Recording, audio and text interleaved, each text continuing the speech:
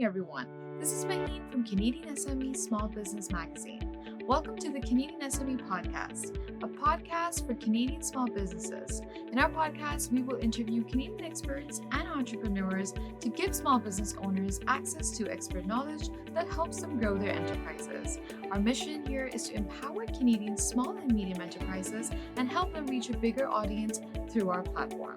We want to thank our banking partner RBC, shipping partner UPS, and accounting software partner Xero for making this initiative possible. While entrepreneurship can be challenging for anyone, the LGBT community faces unique obstacles that can make it even more difficult to start and run a successful business. These challenges can range from systemic barriers and discrimination to cultural norms and stereotypes. Today, we will discuss some of these challenges and explore potential solutions to help level the playing field for the LGBTQ entrepreneurs. By doing so, we can create a more inclusive and supportive environment for all entrepreneurs in Canada. Folks, today we are talking with AJ Stewart, Manager of Business Development at CGLCC. As a subject matter expert in supplier diversity, AJ's goal is to connect diverse entrepreneurs to a broad network of Canada's largest corporations with an invested interest in diversifying their supply chains, as well as fellow diverse-owned businesses. IDEA is a family business for AJ, and he is excited to be speaking on the Canadian SME podcast and furthering the IDEA discussion from a procurement lens. Hi, AJ. How are you? I'm fantastic. How are you? Very well. Good. AJ, we are very pleased to have you, first of all, in our studio. And as you represent CGLCC is really dedicated to promoting and supporting the economic empowerment of the LGBTQ community in Canada.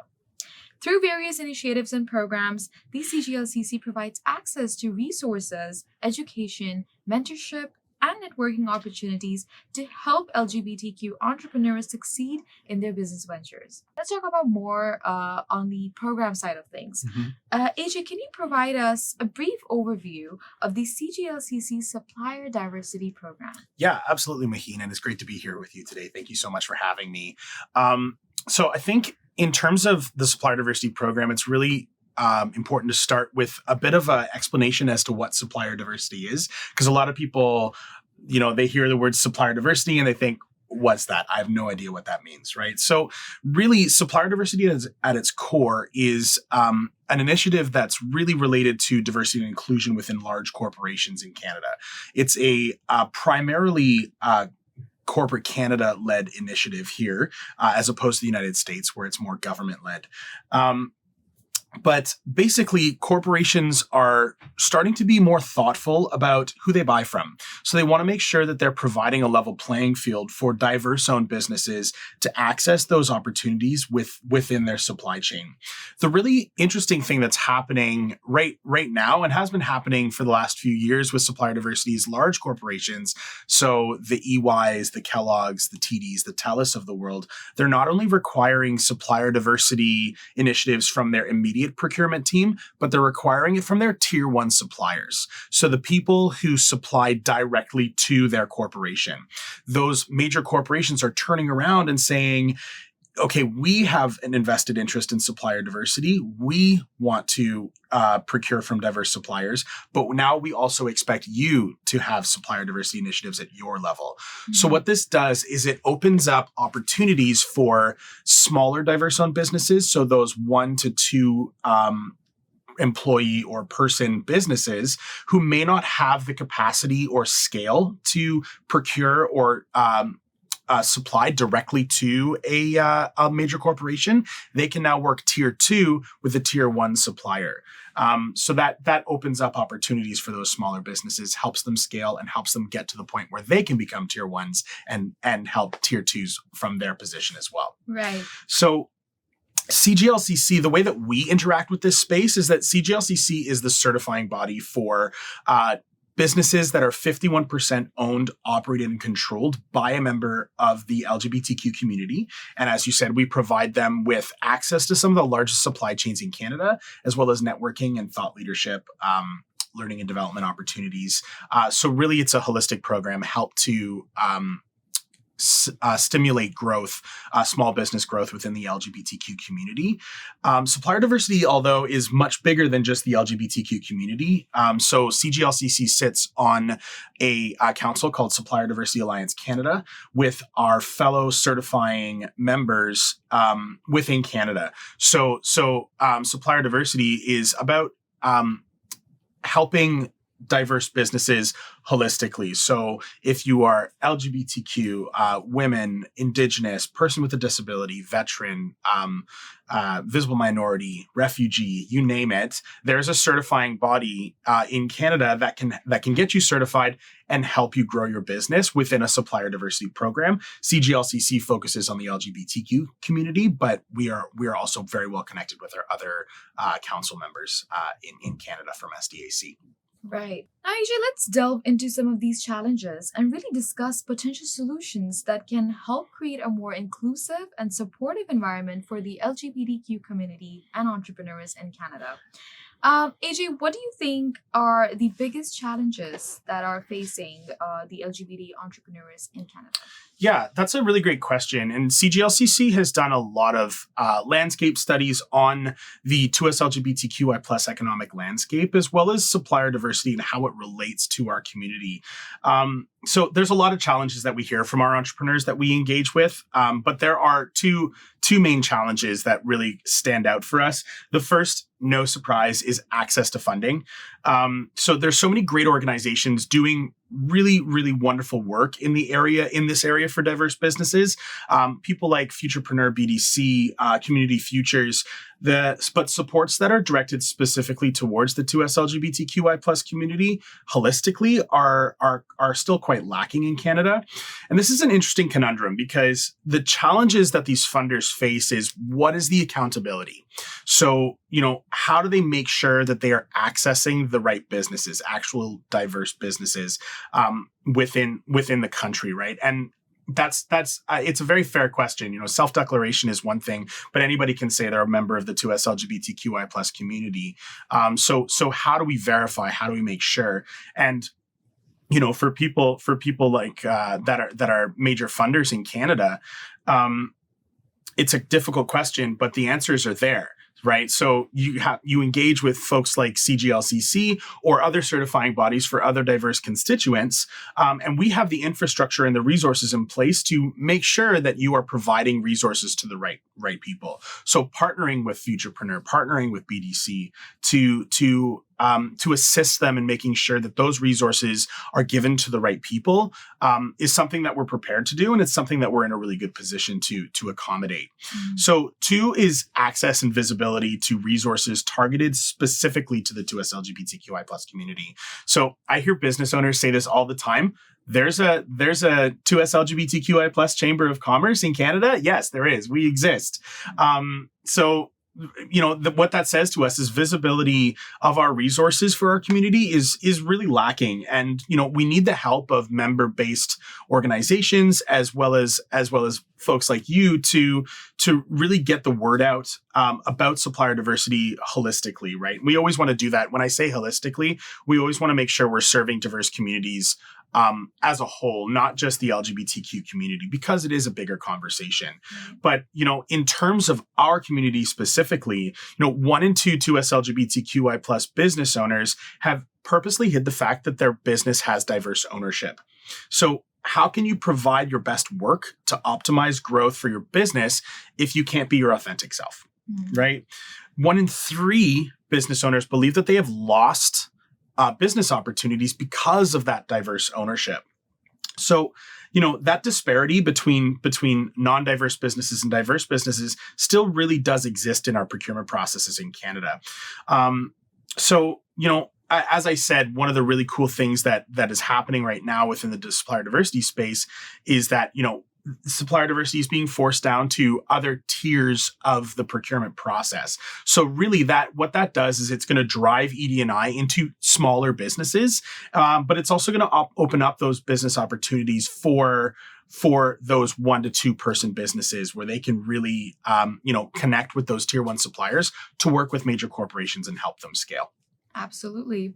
Now, as some of the strategies and resources that can help them overcome these challenges, AJ, do you have any suggestions on ways to promote supplier diversity within businesses? Yeah, I do. And this is a really multifaceted question. There are so many ways to be an ED&I advocate within your own space, within your own organization. But for individuals working within a company that is not diverse owned, it's really important to advocate for the importance of things like supplier diversity to your department leaders. So, we have over 65 corporate members at CGLCC, in different stages of their supplier diversity journey. Most of our members have a full-time supplier diversity person, but some are still doing this, off the side of their desk. So, for folks on the ground within their departments with the fingers in their budget, their departmental budget, the best thing you can do is ask questions. Does your company have an employee resource group? Do they have is supplier diversity within their scope? Does your company have a supplier diversity manager? Who champions that program, and can you connect with them and help be an advocate within your own department for things like supplier diversity? Mm-hmm. Now, the work of CGLCC is becoming crucial and is crucial in creating a more diverse and an equitable business landscape in Canada. And their efforts have made a positive impact on the LGBTQ community's economic well-being.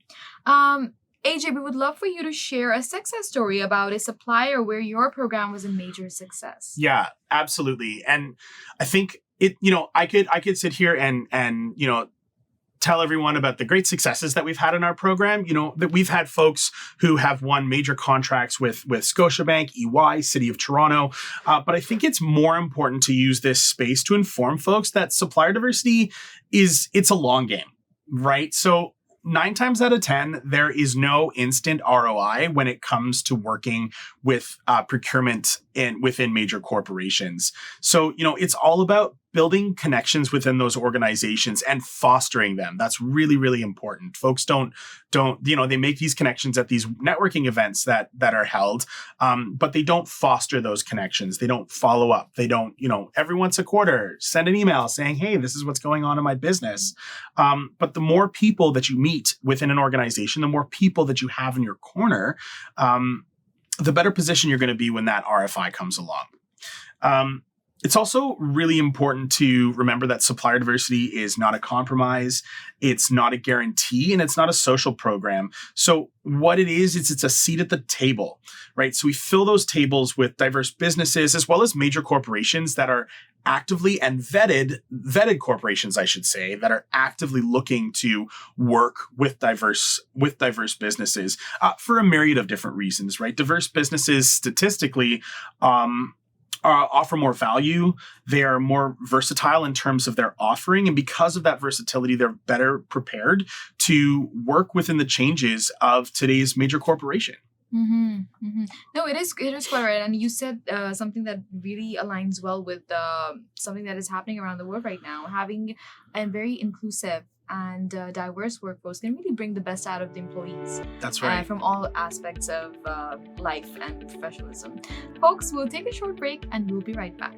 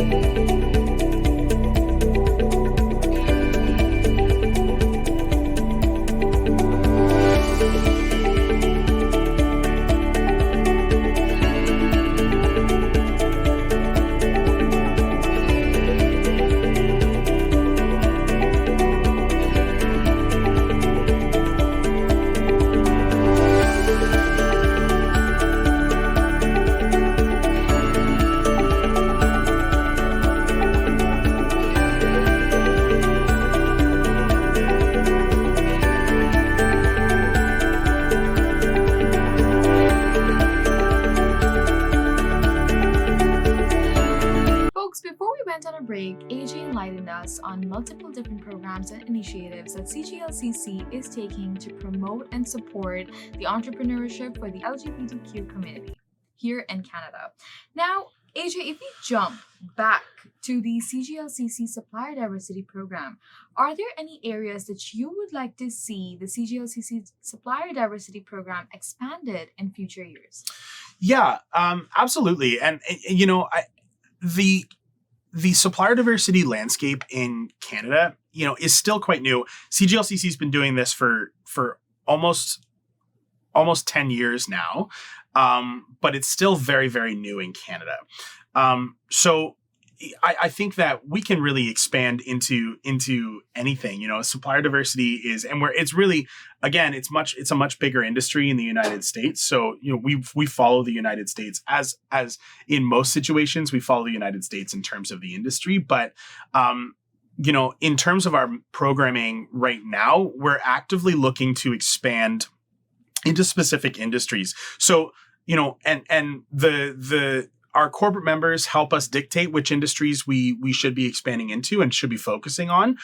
But as well, our diverse constituents help us do that as well. So if there are, we have a lot of folks that are within the marketing realm, and we have a lot of folks within the professional consulting realm, right? So those are areas that are obviously a lot of our community members work in, right? But we also want to make sure that we are helping our corporate members access the folks that they need to access, but also B, helping spread visibility and education of our programming into industries that we don't actually have a foothold in yet. So some of the major ones that we're focusing on this year are things like food and consumer packaged goods, construction and automotive.